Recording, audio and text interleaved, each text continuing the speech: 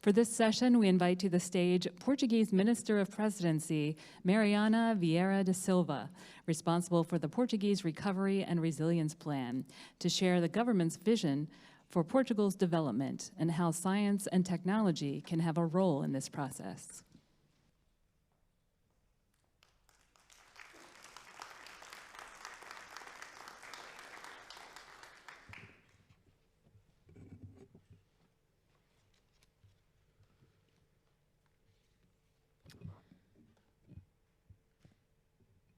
Dear Pedro Azeres, dear Zita Martins, distinguished guests, good afternoon. It is my pleasure to join you today. I promptly accept the invitation since I attach great importance to these forums which gather public institutions, academia, researchers, civil society, and other relevant stakeholders to discuss policies in a forward-looking manner. As indicated by the title of the session, Building the Future requires a permanent democratic conversation, understandably connected to day-to-day issues, but that provides us with the opportunity to reflect on what future we want.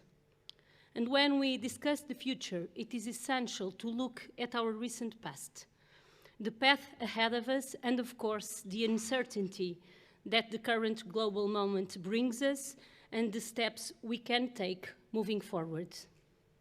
One of the greatest tensions in our public debate is the confrontation between the urgency we feel in the problems we face and the fact that structural responses take time to produce results.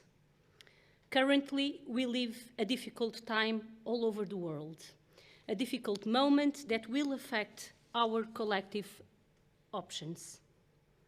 The government has already made an option to respond to the constraints that the current situation imposes, giving a strong response to the increase in prices while preserving and strengthening the pillars of the welfare state.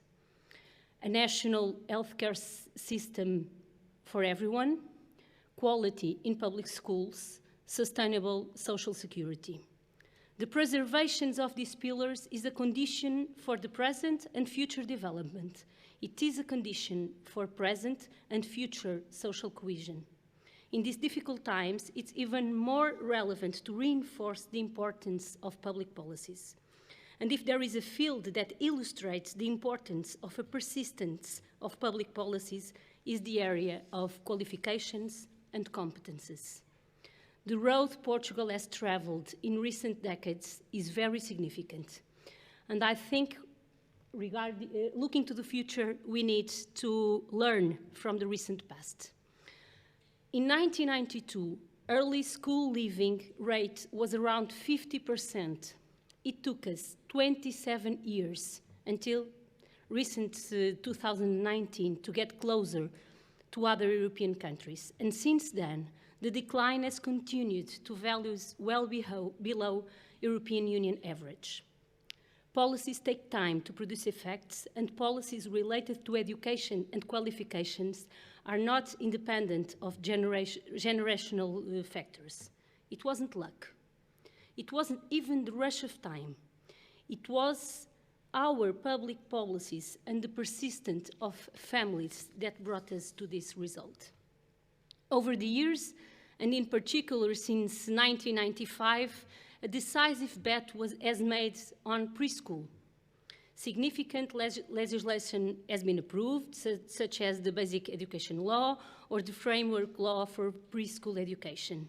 And from 1995 onwards, the network of public preschool has been highly reinforced, which raised the gross preschool rate from 56% in 1995 to 97% in 2020. A national project focused on the education policies evaluated the impact of preschool on pupils' performance and concluded that students that attended preschool performed better on PISA, both for math and reading, and students that attended preschool are less likely to be retained. Would it have been possible to achieve the dropout decrease without these policies for preschool? Hardly, but it took time. Also in primary and secondary education, a strong bet was made since 1995.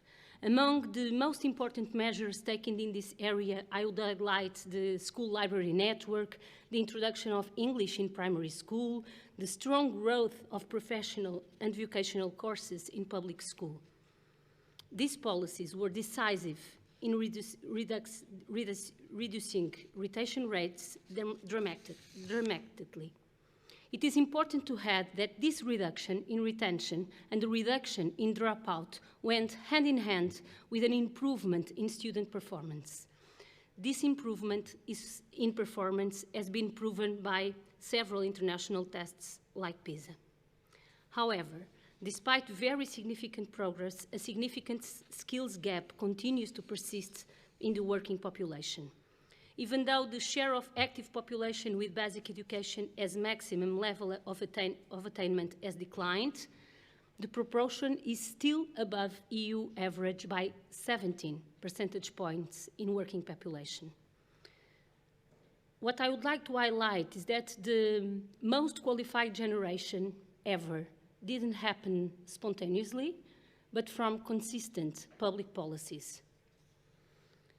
I'd like to add one other area where I think we should learn from recent past, and this area is higher education, science, and innovation. Portugal has recorded a very significant leap in the share of population with higher education. According to the Europe 2020 indicator, the number of graduates between 30 and 34 years old increased to a value above the EU average, while 20 years ago, Portugal was lagging almost 12 percentage points behind. In addition, this higher education is increasingly aligned with the needs of an economy with greater technological expertise. According to the OECD, Portugal is the third EU country that trains the most engineers in relative terms, only surpassed by Germany and Austria. And this would be almost impossible to imagine 15 years ago. The measures taken included substantial increase in social expenditure in higher education, a strong reduction in tuition fees, a program to stimulate scientific employment, or the Portuguese Space Agency, etc., etc. These policies have produced results beyond the number of graduates. Portugal reached an all-time record in research and development spending, and the number of researchers rose from 3.5 in 1995 to 14 in 2021. I would like to stress what seems common to these two examples, preschool, higher education: the persistence and coherence of public policies, enabling results to be achieved in an extended time frame.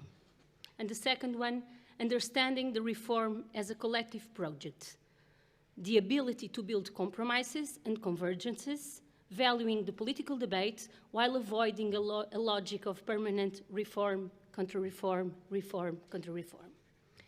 Again, we should take clear notice that there are no structural changes from one year to the next. We have to wait. It takes time.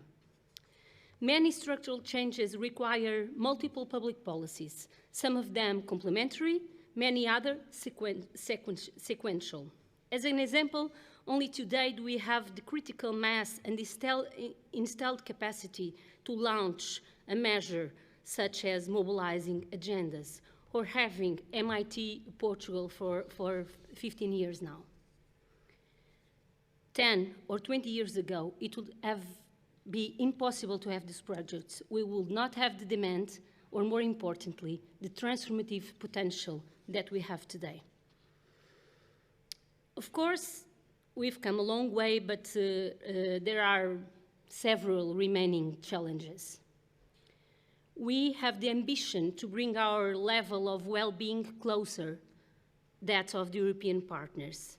And we understand the frustration of many with the perception that the most qualified generation ever is not being properly recognized.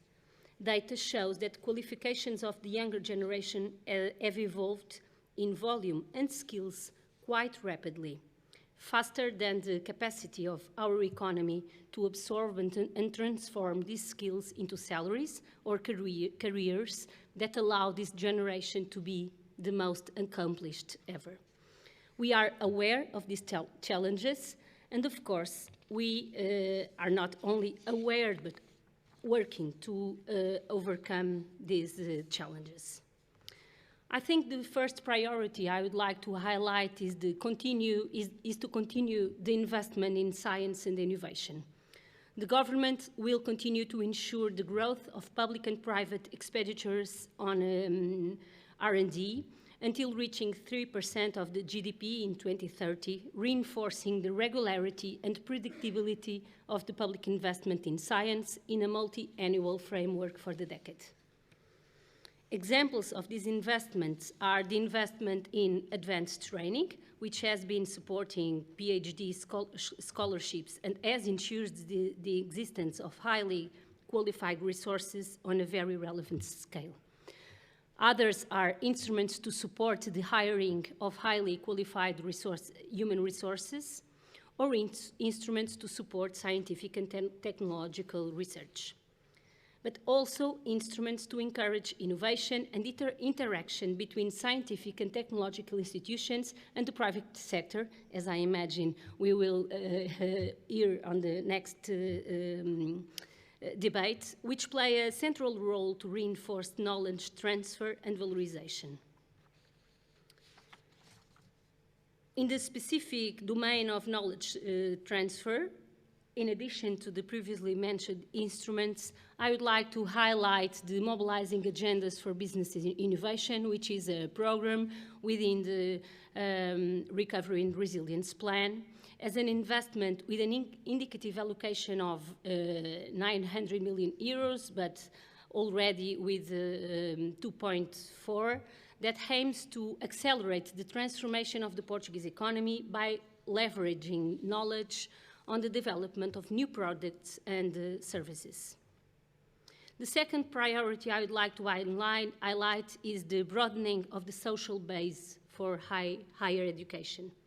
Reducing the costs for attending higher education continues to be a main policy priority. After a significant reduction in the value of tuition fees, the government plans to increase the scholarship values for students enrolled in master's study cycles and implement the RRP investment, particularly on student accommodation. The government has also a combination of policy initiatives to fight gender segregation in education, with a particular focus on attracting girls to the engineering fields. A country that forgoes the full potential of half of its population is a country that limits itself in its development.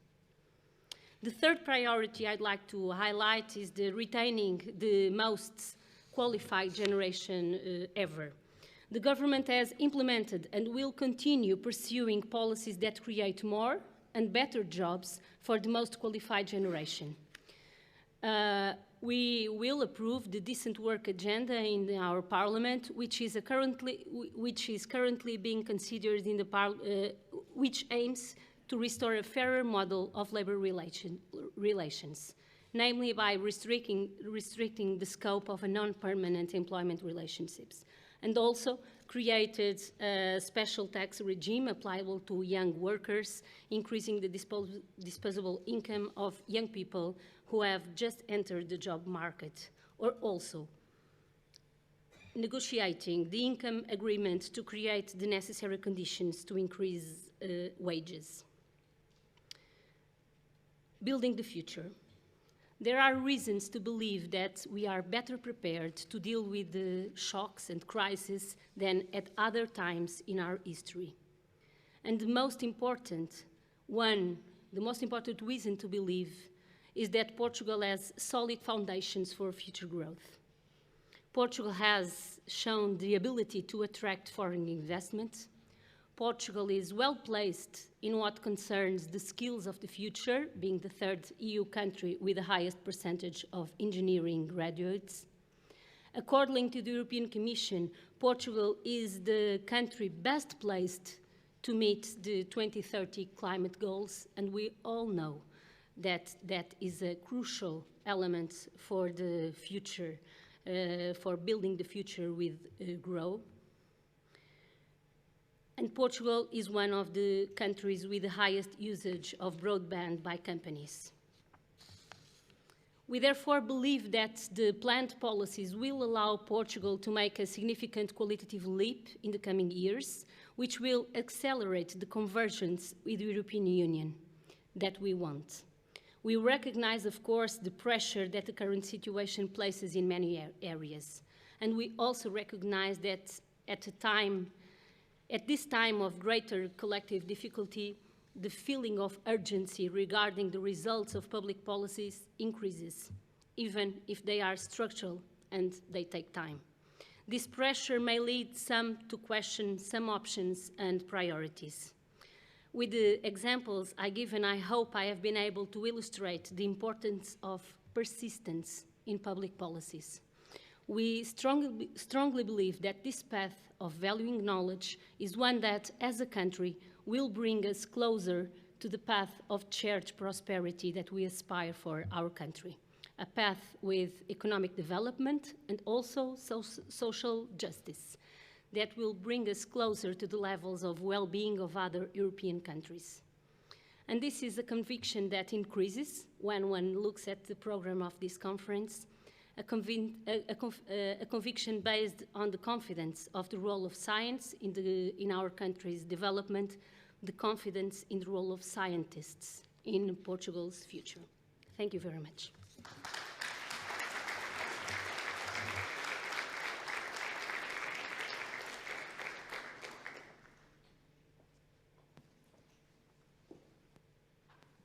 Thank you, Minister.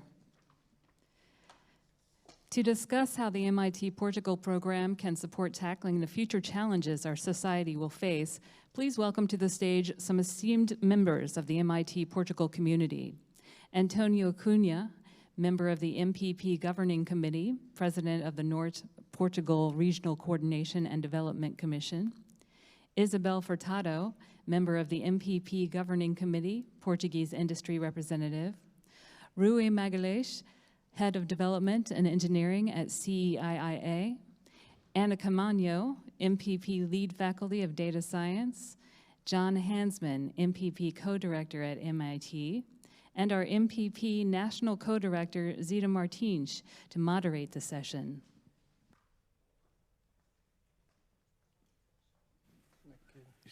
Zita. Sentamos pela ordem? Tanto faz, tanto faz. Pela ordem. I think it's by the water, she called it. Oh, by the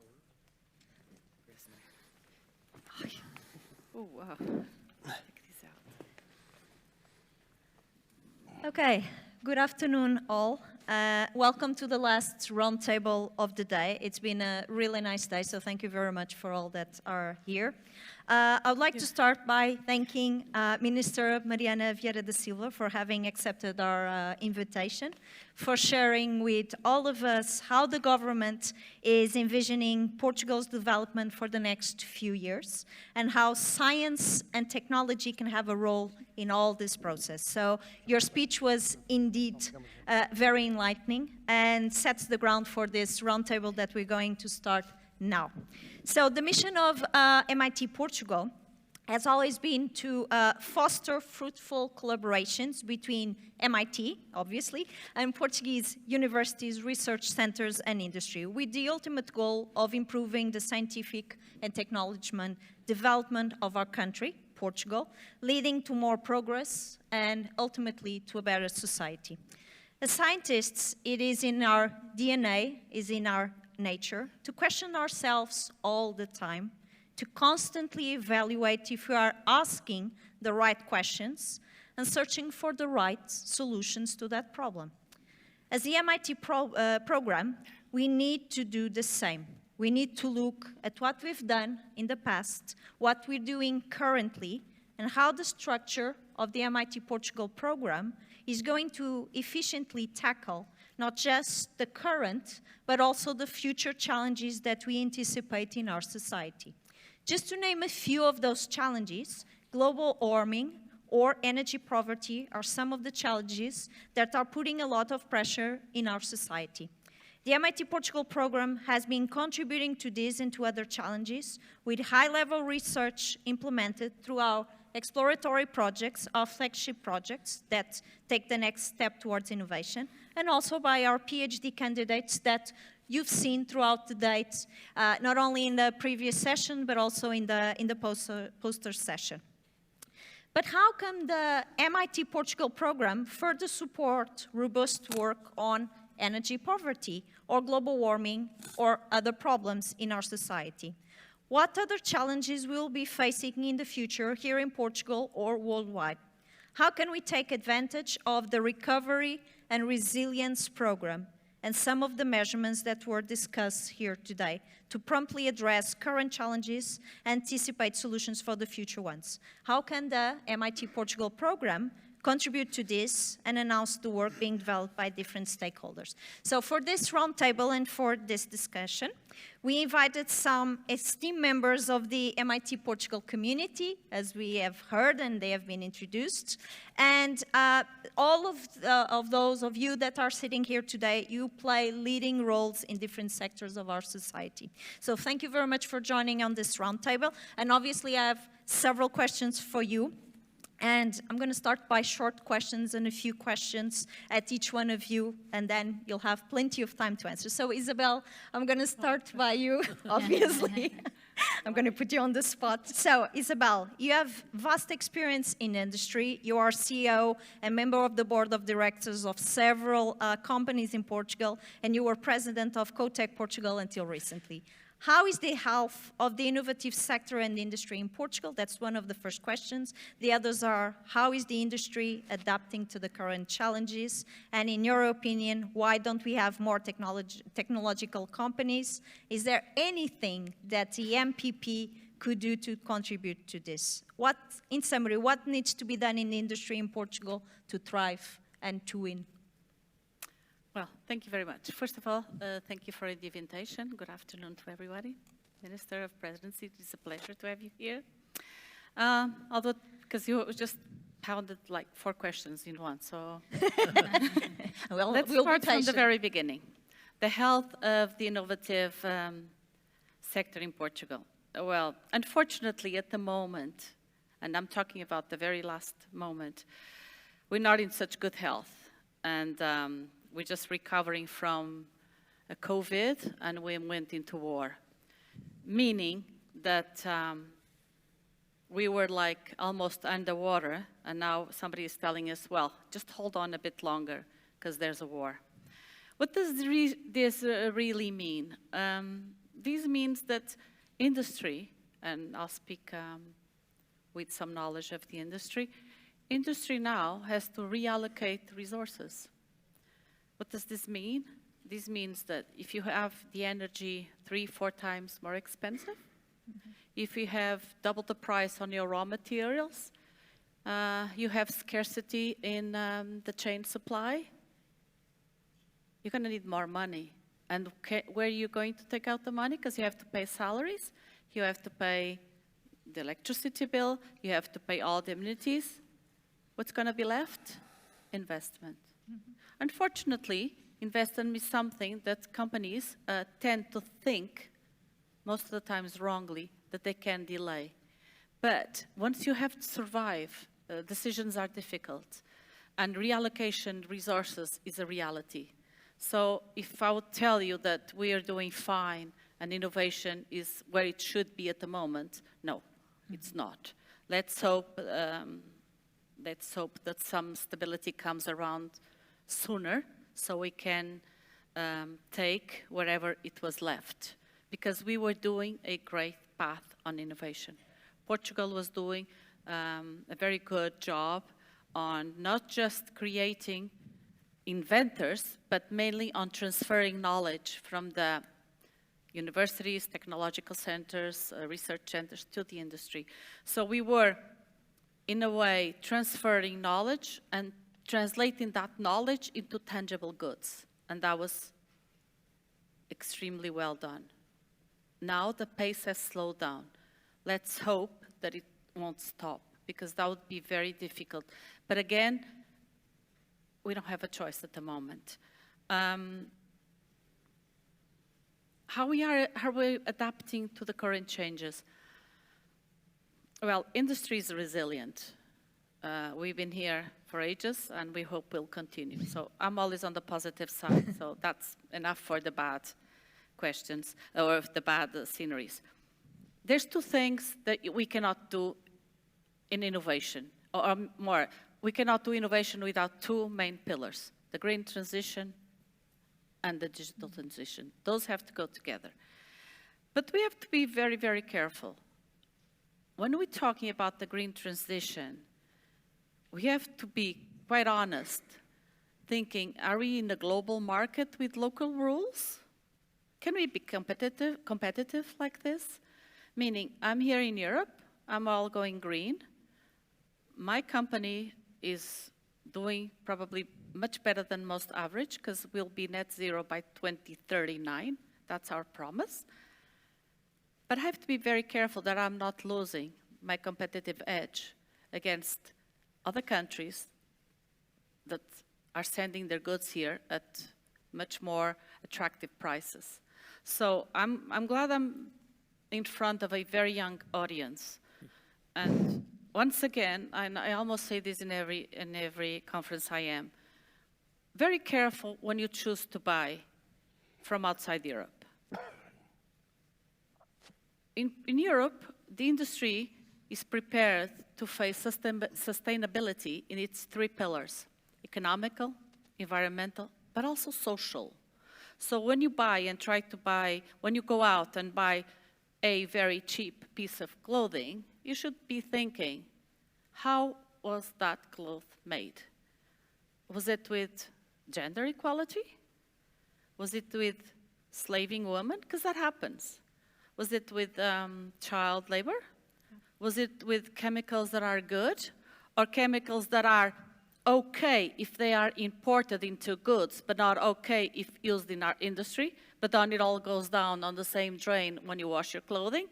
So we have to be very honest, and we have to be very aware that if we want a green transition, we have to go global on this. So this is more like a plea to everybody in this room. Please be careful when you think global and act locally. Then you asked me, sorry? One of the last questions was what needs to be done for the industry sector in Portugal to thrive, and also the role of MIT Portugal in all of this. All right, so high-tech companies. I come from the industry. Of course I need high-tech companies. Not just because I want more digital work. It has nothing to do with substituting people with machines. Mm-hmm. Because, to be quite honest, having somebody doing the same job for 8 hours is not even humane. So if you can substitute tedious, non-value-added professions with machines, you're doing great. But you always need people. What you need is to scale up and requalify the people you have indoors. And that is very important. And it's not that difficult to do. There's lots of good programs where you can requalify your people. So that's not an excuse to not go into autonomous or digital or anything to do with intelligent factories. Intelligent factories are good. You treat the people well. The work is competitive. The conditions are good. And the non-added value jobs should be done by machineries. So high-tech, yes. In industry, high-tech is very important because you have like the domino effect. Industry, okay, I'm defending industry as you can tell. Industry is great because you have ahead and downstream, upstream, downstream. Like, for industry, you need services, you need education, you need raw materials, you need transportation. So it's like the center of it all. Mm-hmm. And it's great when you think that industry can be the motor of your economy if that's what you need to have a more prosperous and more added value economy on the whole. But to do this, you asked me as well, how would the industry sector thrive in Portugal? I would divide this into three main areas. One, you need people. You need qualified people. If you think of high-tech companies, you need qualified people. You need to not just qualify this, and that's a job for universities, but you have to attract and retain these people. Very difficult, not just the attraction, but the retention. Because again, you're competing on different terms with global companies. Then you have to do something, and that's a hard question. And I'm glad I'm next to my ex-boss on the General Council of University of Minho. Yes.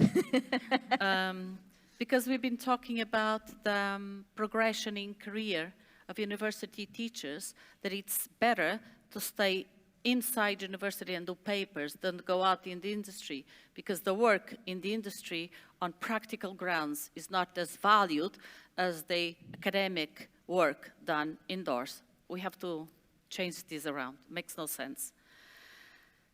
And we have to scale up. We have to abolish the Peter Pan syndrome, like I always want to be young and I don't want to grow up. We have to scale up. And why? Because small companies have to be medium, medium have to be mid-caps, mid-caps have to be big. And why is this? Because we know that big companies innovate 2 to 3 times much more than small and medium companies. We know that the percentage of highly qualified people is higher in big companies. We know that the innovation taken both in collaboration with universities, but also indoors, is better. So we need to grow. And because Portugal, we're already small. I mean, my company is big in Portugal, but it's very small outside Portugal. So it's always a reference and a relation between where you are. But yes, we need to have the courage to grow. A lot of companies grow up to 25, 30 million, and then they stay like this. Mm-hmm. And that's not very good for our economy. And last, not last, but one of the, okay, I'm talking to you again. One thing that we need stability. We need to have a stable environment, both in labor laws, in legislation to do with licenses, premises, environmental studies. You cannot wait 6 months, a year to build a solar plant. I mean, there goes your opportunity. And then we have to have stability in the fiscality, in fiscal aspects. Otherwise, nobody is going to invest a country that does not offer a stable.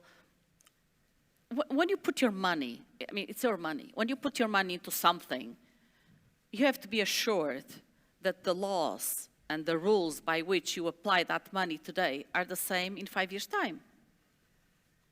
And sometimes in Portugal, we tend to change things too fast and too much to give that assurance to investors. And innovation is an investment. So I think this would probably be the 3 most important aspects, I would say, to thrive.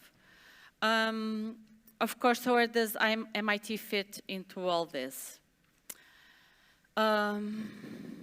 MIT has the reputation for being very good at what they do and having success.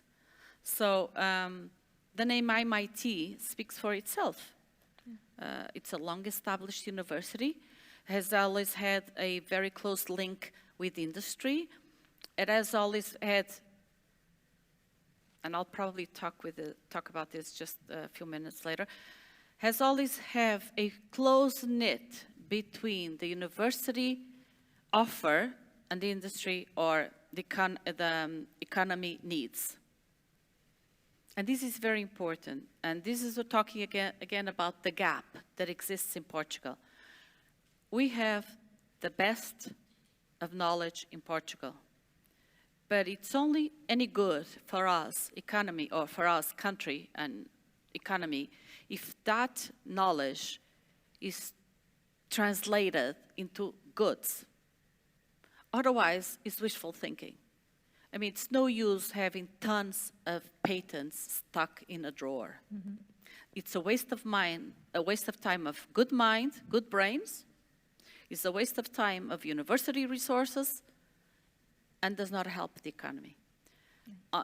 But then we have this gap. And this gap has been going on, I don't know, since the 60s? I wasn't around, but in the 50s, I don't know. But this gap needs to be closed. We are doing much better than before. One thing good about our plan of resilience is that finally it put black on white that we have to go in collaboration. One good thing we can take out of the PRR is that you have to go in collaboration. Yeah. And collaboration between companies, universities, technological centers, research centers, engineering centers, even with, and I'm into several PRRs, and even big, small, medium companies can go together. And this collaborative work, and Saya has a very good saying that says, if you want to go fast, you go alone, but if you want to go far, you go in a group. And that is very true, because the synergies you get from collaborative work are much better than on your own.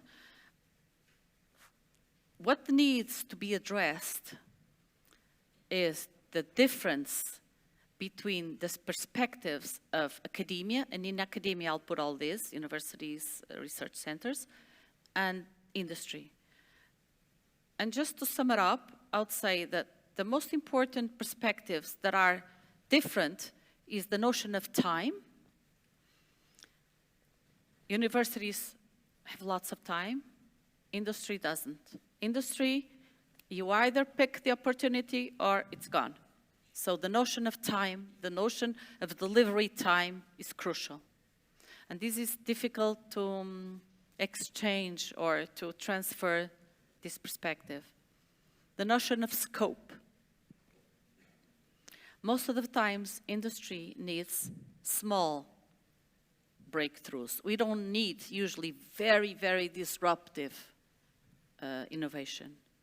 But of course, disruptive innovation is very important for the universities. But once you bring it into the market and companies respond to market, they need fast, more or less, I wouldn't say small, but more or less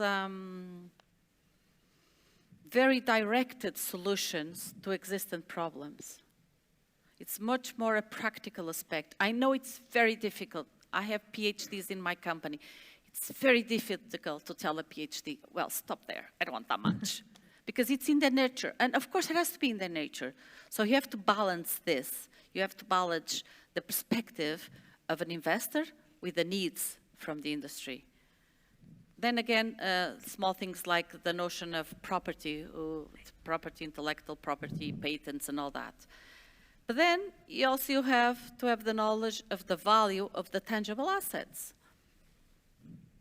Because,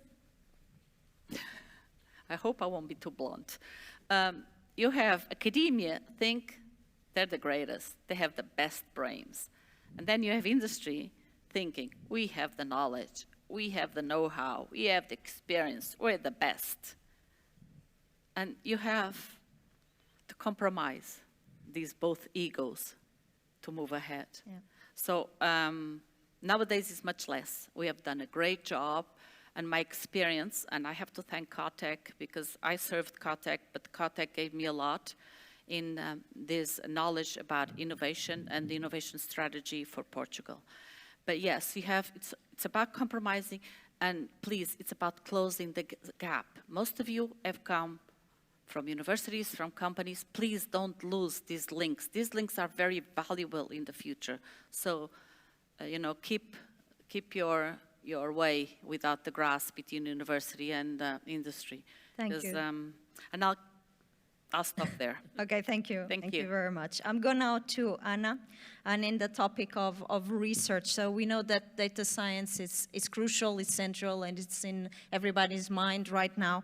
So my question to you is, how can this research, in particular in data science, this research area, can feed in other areas of our society? And do you think it can contribute, and how, to Portugal's progress? And I just ask for shorter answers. I love to hear everybody of you, so we're running out of time. So. Okay. So I would say that to be able to contribute in a positive way to many different areas of the society, it's extremely important to be aware that data science will be successful when we meet the good conditions for technology as well as people. So it is important to acknowledge that we need to have technological infrastructures, computational power, be able to collect data, be able to use that data, as well as to know the methods, the algorithms, and have skilled people. If that happens to be all together, then probably this is a field where most of the developments are application-driven. So it's natural that we can apply it to different dimensions of society, provided we have these conditions. So I would say it's very possible that data science, in the particular context of Portugal, could be involved in most of the sectors. Even if we think industry, can we evolve in this area? Yes, certainly. We know the digital transformation. We know the importance of data science in manufacturing. We know the importance in the health sciences as well. This is extremely well known in societies. But it is also important to acknowledge that the development of a country as a whole means the development of the well-being of the society. So data science must also contribute to the well-being of labor, of human capital, and it also has a role to play to acknowledge the development of different dimensions of society, like the cultural aspects, the arts, and the possibility of engaging people in these activities, on getting the information, on learning what's going around, on promoting discussion and public debate on the most important topics, is possible if data science is there, because data science will collect data, will show data, will empower people based on that information. So I would say this is really a field that can touch traditional areas such as industry development, but all the other areas for the well-being. And well-being of people will probably mean the development of the efficiency of the companies, of the productivity of people. And therefore, I think this is crucial to see data sciences contributing everywhere. What I would say that probably are the challenges for Portuguese context, it has been mentioned here that education is indeed, or at least our higher education institutions are prepared to train people, and train people very well, particularly in recent generations. So we do have at undergraduate level degrees that are either named directly data science or degrees that contribute to data science directly, like informatics, engineering. It's been well recognized by society, the value of these degrees. We've been improving, and with the effort of obviously government and higher education institutions to open more and more positions in engineering and informatic degrees. And this is important to acknowledge that is recognized by society. Some of the top degrees in terms of entry marks are indeed from areas related directly or indirectly to data science. We have several masters, and we also have PhD programs, as the case of MIT Portugal, that is promoting data science applied to other areas. But what is probably a bigger challenge is in terms of lifelong education. So we do need to acknowledge and to make society aware that it's not enough to drive such a field only with younger generations. So we need upskilling of people from areas that are connected to these fields, that are basic to data science developments, but also reskilling, making people change from different areas to this area, because these are emerging topics. So of course, older generations will probably be not that much prepared, or at least sensitive to the power of these techniques to develop their decision-making skills. So I think this is something we must think very carefully. Investment on the lifelong learning education. And also in terms of course, data science will only work if people are properly developed and technology is properly developed. And I think when we think about technology, we think of the technological infrastructure, the computational power, but probably most of the challenges to be able to successfully contribute to society will also mean awareness, for example, of cybersecurity and data security. Because when, for example, we think about communicating something or getting a portal, a new website for marketing purpose or for wherever, even in higher education, we can think it's very important the content, it's very important the access to databases to show the most updated information at any time. And sometimes we forget that around all this, it will be absolutely critical to make sure that nobody can enter our organization via those data science portals and data science ways of communicating. And we must be very aware that in most cases, those cyber attacks will enter in the different areas that will probably, there is so much information that is being collected that there are so many entry points that we must be aware. And in most cases, it is possible to be inside an organization for weeks, for months, nobody knowing that it is already under attack. And it only is going to reveal that attack later. So we must be really very careful in terms of data science on the other areas that must go hand in hand, because otherwise this can be dangerous. And I think we tend to think only of the algorithms, only about the training, but there is a lot more that must be developed as well. And we tend to think of younger generations, but we must also position ourselves as training, lifelong learning skills in the society as a whole, in all the different sectors. And specifically, I would mention probably banking and finance are top areas for the application of data science. Health sector, of course, and some of the challenges that MIT has very well addressed, both now, currently, on climate change, on sustainable cities, but also on, as previously, on sustainable energy systems, that really has proven to be the right timing to look at those issues and given their relevance nowadays. So, well, I think that indeed there are many, many opportunities for Portugal to succeed in this area.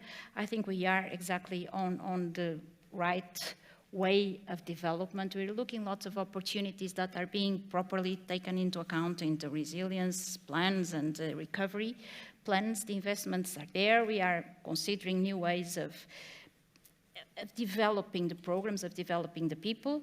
What I would also probably like to mention, because it's particularly important for MIT, when we think about innovation, we think about taking research to companies.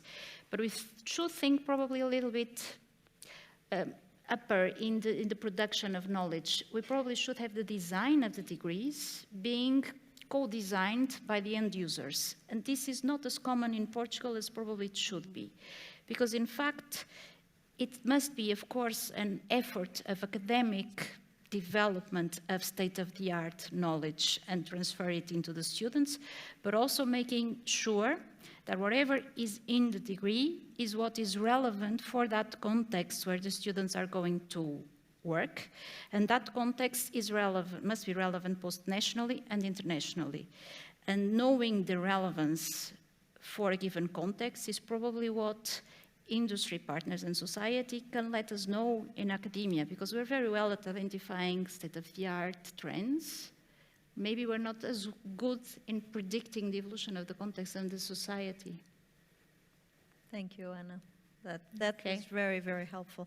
And you mentioned there the word innovation, so I'd like to speak with Rui and ask him a couple of questions exactly about innovation. So SEIA acknowledges the need for innovation and acting on that, on the innovation. So what, in your view, is Portugal's overall stance on technology transfer, innovation, and how does SEIA act every time there is a new challenge appearing in society? Right, thank you very much for the invitation. My colleague Tiago Rebelo was supposed to be here, left me with this seat, and I'm quite honored to be here and share my thoughts on this. Definitely innovation is quite key to SEIA, given the fact that we have at SEIA a very focused view on commercialization of technology. But before that, you have to build all the innovation ecosystem to be able to develop products. So that's definitely something that is very relevant to say. In terms of technology transfer, I actually read a while ago the status of technology transfer in Portugal. And definitely there was a lot of increase in terms of IPR, intellectual property protection, but there was a slightly decrease in terms of its transfer to industry. So get the value of that IPR into industry.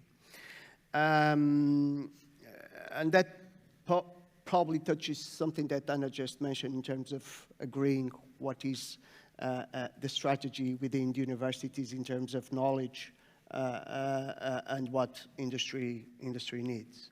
Well, at SAIA, as I mentioned, there's a couple of things which are not just a characteristic or important or relevant for SAIA, but I think they are for a lot of other similar institutions, which is the qualification, the knowledge that you build within the activity that you develop. And if you look at SAIA, it all started definitely with the automotive, looking at the Portuguese ecosystem, industrial ecosystem at that time. But at this stage in 2002, it's not automotive any longer, just. It's obviously mobility and sustained mobility. So you look at automotives or automotive in a different perspective. But in this path, you were able to adjust to the market needs and opportunities. And basically we evolved to sectors like the aeronautics, where we developed a big program. And that came from a background from the automotive, where there was a specialization from our engineers, and that could quickly address a need for the industry, which was the KC program. And with that, we did the same path for the ocean and space, which are the two most recent areas at SAIA. So we look at the ocean as an opportunity for the country, obviously for SAIA as well, to develop its own technology, to develop relationships with the partners, but also to space as something that is complementary to this need of knowing the Earth and what surrounded us. So we keep a very focused looking at the opportunities. So I would think that in terms of characteristics, you need to have some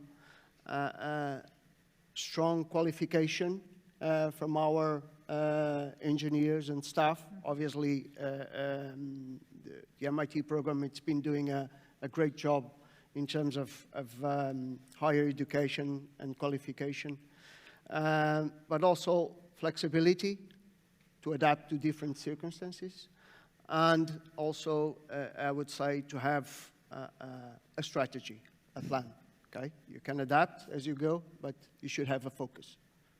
Thank you, Rui. That's really nice. Antonio, I'm coming to you because I think it is very important to focus also here in Portugal and to talk about the north region of our country.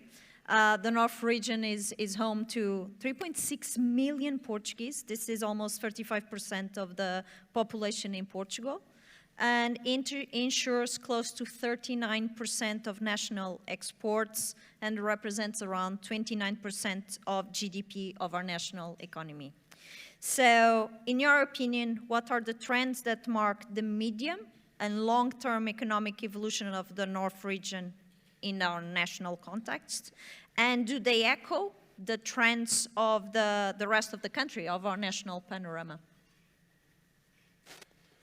Thank you. Good afternoon, Minister Pedro, Zita and Pedro, and thank you for this invitation, colleagues, friends, and all this MIT community that I'm very pleased to meet again.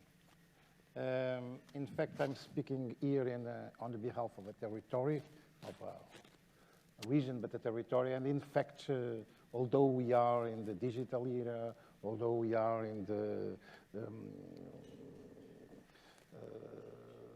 times where knowledge is more important than ever, and we even sometimes confuse the virtual, real, and real world. In fact, is in a certain zone, is in a certain place, is in a certain territory that people live, that people work, that people have fun.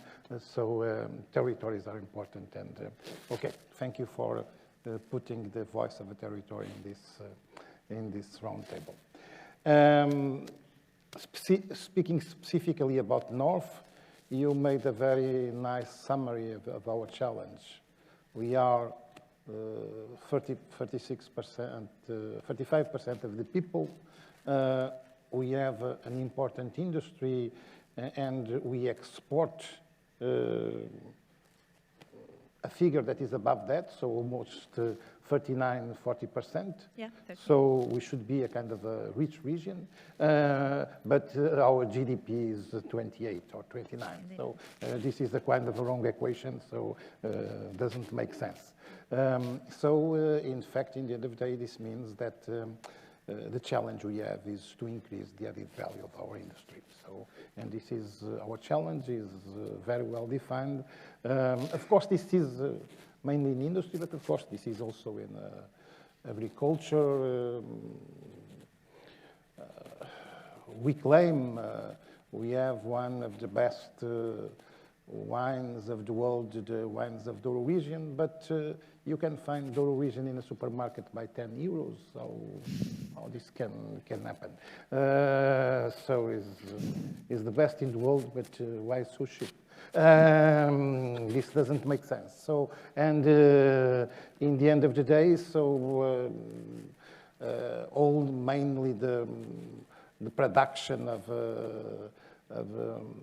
developments of Inditex Group, one of the biggest groups in the world of fashion, mainly are developed in the northern region, but their development remains upwards in Galicia, where the Inditex Group has its headquarters. So this is the challenge, and of course, one of the ways we need to go further to overcome this challenge is knowledge and the way we input and we include knowledge in industry. Of course, there are other aspects, and Isabel spoke about them very well, the need to aggregation of companies, the need of growth in the medium size of companies. Of course, this is a challenge because if we don't have critical mass, this will not happen.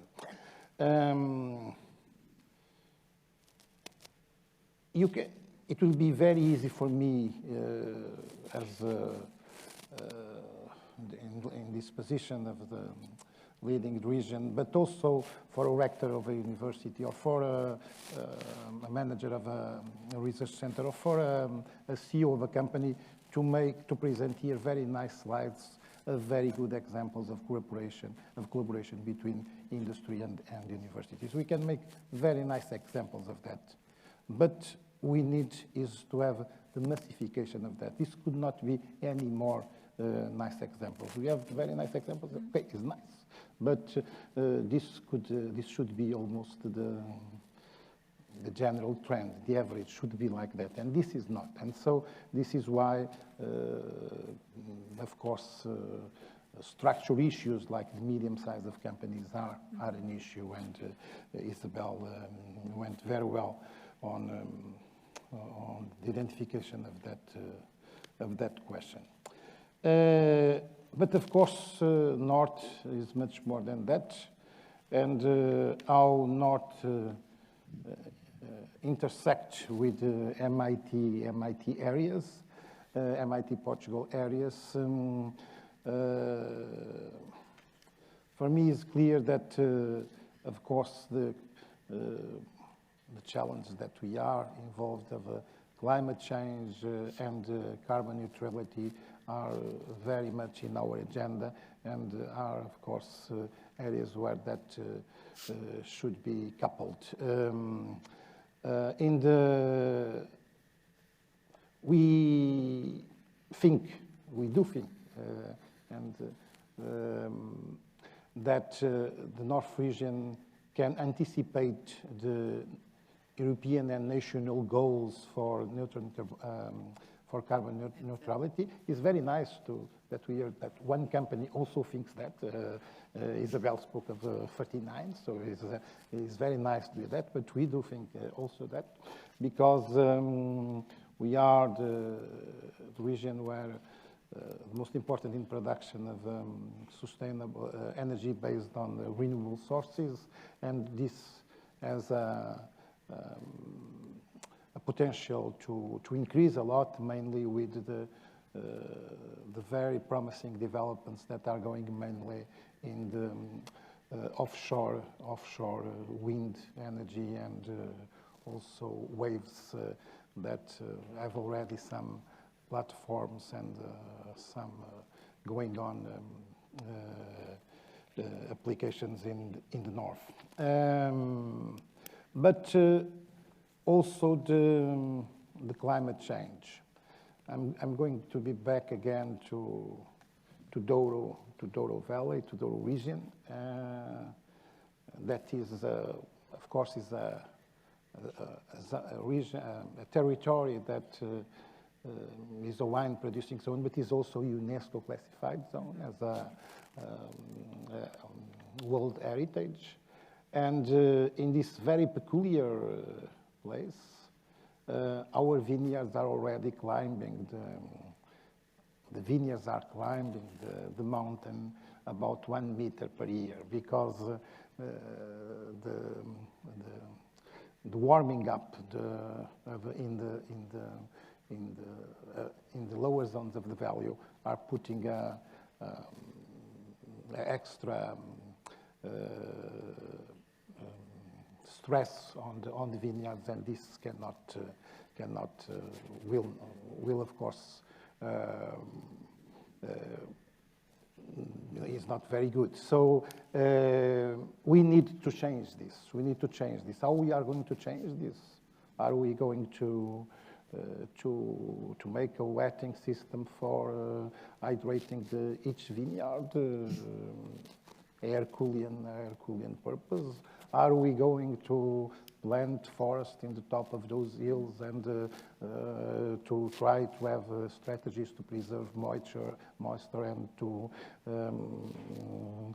at least to mitigate this effect? So these are some. Of course, we need to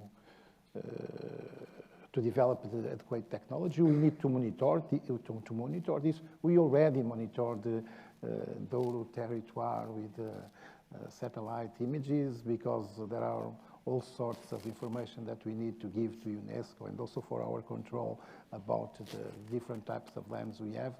And so these are examples that meet very, very well with MIT Portugal program.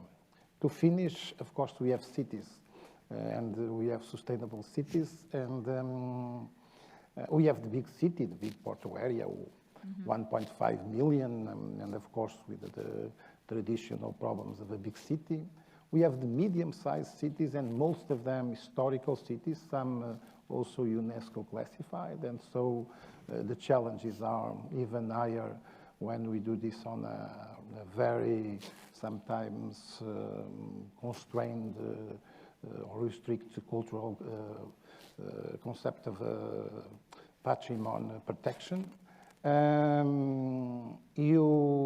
But we have also small cities, and we have small cities mainly inland, where we absolutely need to preserve the population there. Because if you lose the population there, we will lose the environment. That environment, that landscape that we like to visit, and even we advert, that environment exists because we have people there. If we lose the people there, as we are losing, that environment will be not anymore this almost romantic idea that we have. Because once again, and this is the third time I will refer Douro, Douro is a world classified territory by UNESCO as environmental heritage. But there is no place in the world with more human work and labor than door, because all that natural landscape was made by humans.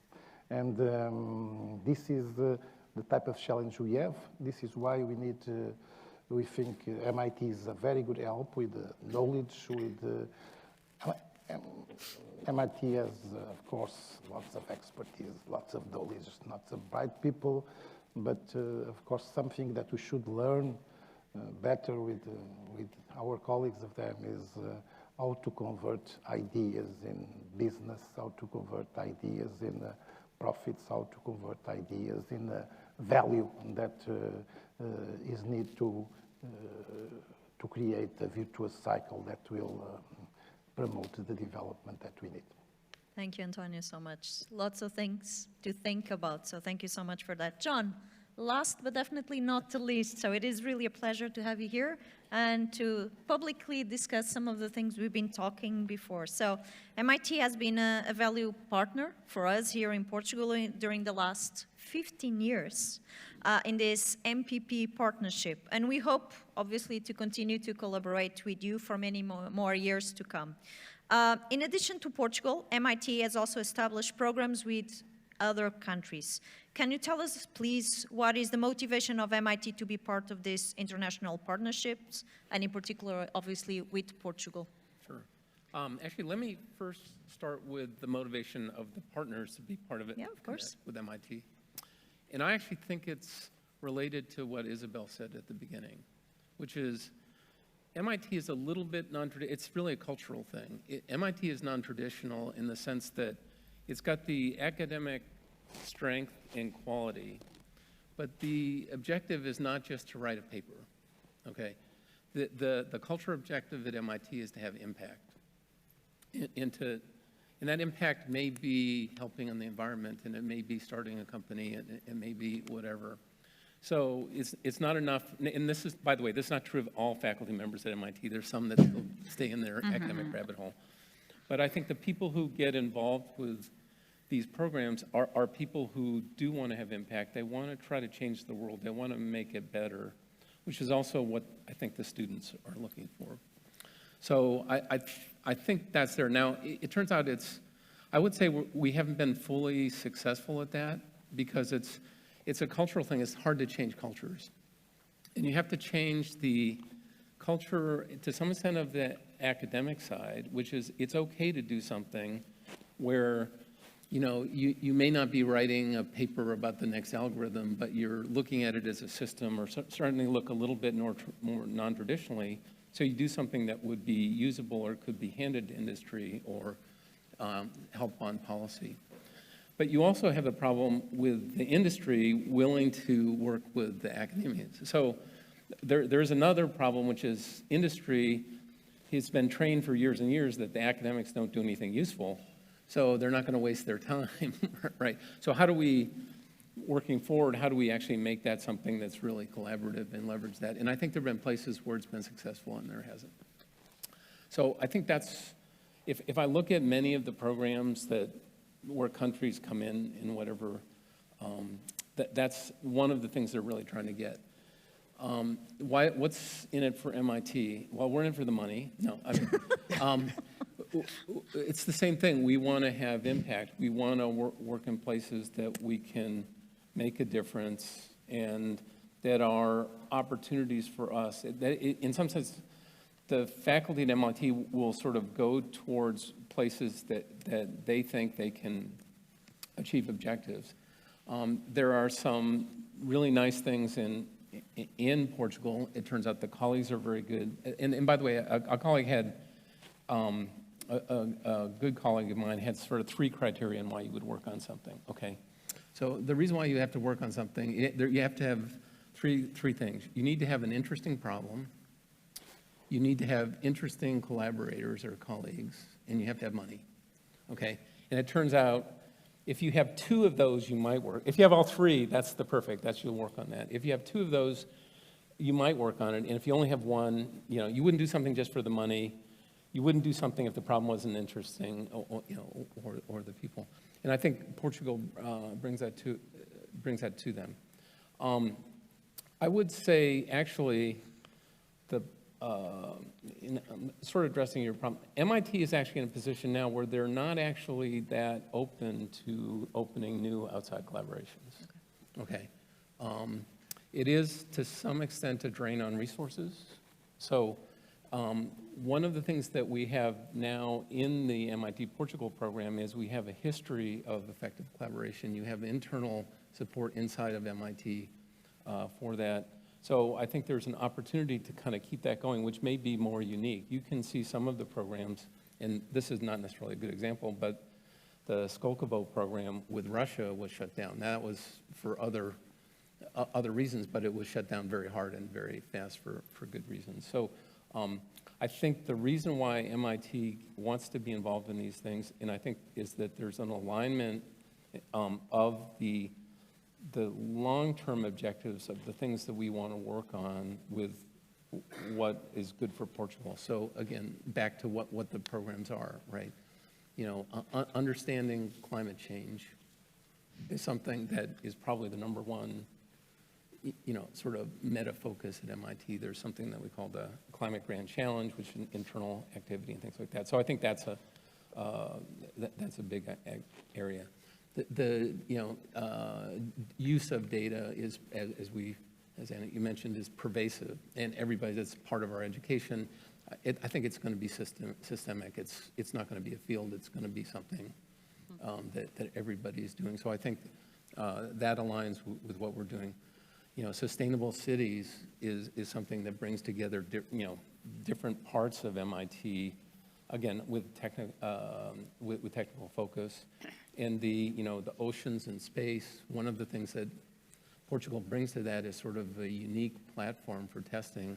I said it this morning, you know, we were down at the Marine Experimental Center there, and, you know, it was remarkable. There were 26 different countries represented in this, you know, exercise of testing technologies and things like that. So you have a sort of good opportunity because you have a good platform for doing that. And that's something that will attract, you know, or that's attractive to MIT because it's a place where you can take your ideas, okay, and actually get them fielded.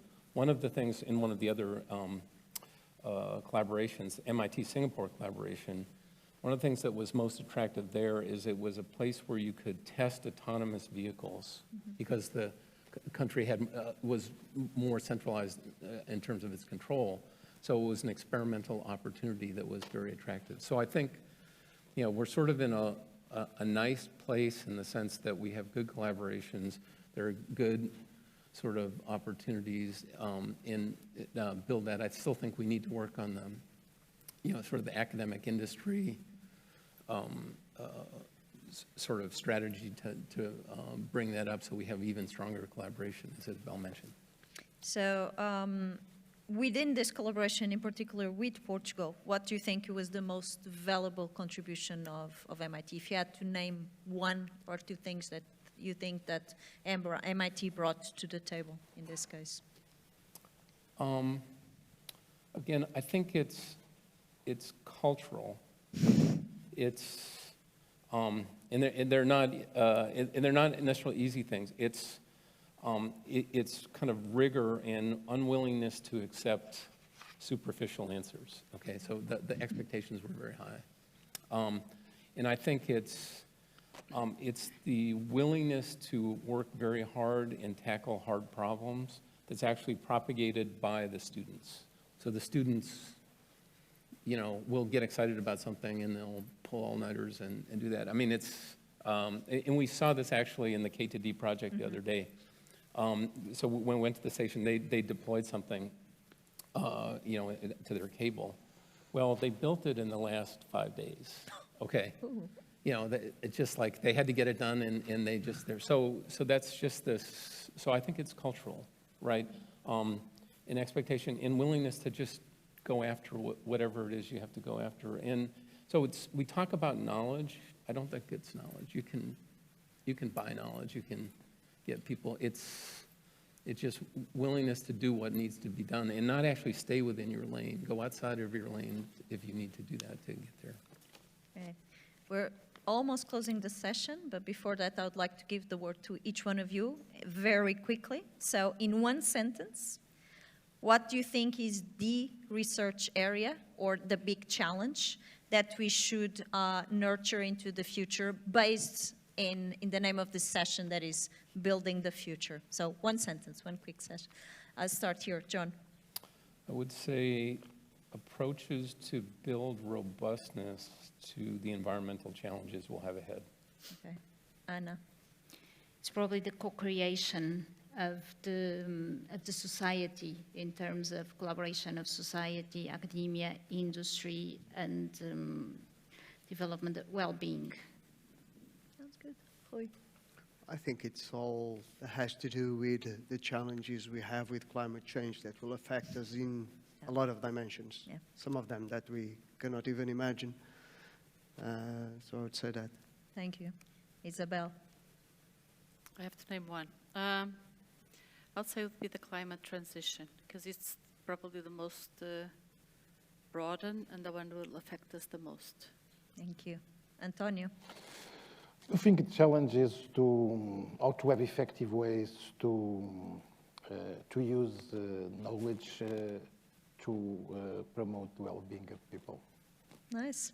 It's a nice way to end this session. So I'd like to say thank you very much to all of you, to the speakers in this roundtable. I think we've given all of you that are sitting here today a nice glimpse of what the MIT Portugal program is about, what we've been doing throughout the past 15 years, in particular how we have contributed to solve the challenges in Portugal and worldwide, also regarding issues on industry, on sustainable cities, on climate change, and so many other topics that we mentioned here today. And at the end of the day, I think that the take-home message is that we, all of us, are building a community, and this is our strongest force for change. So thank you very much to all of you.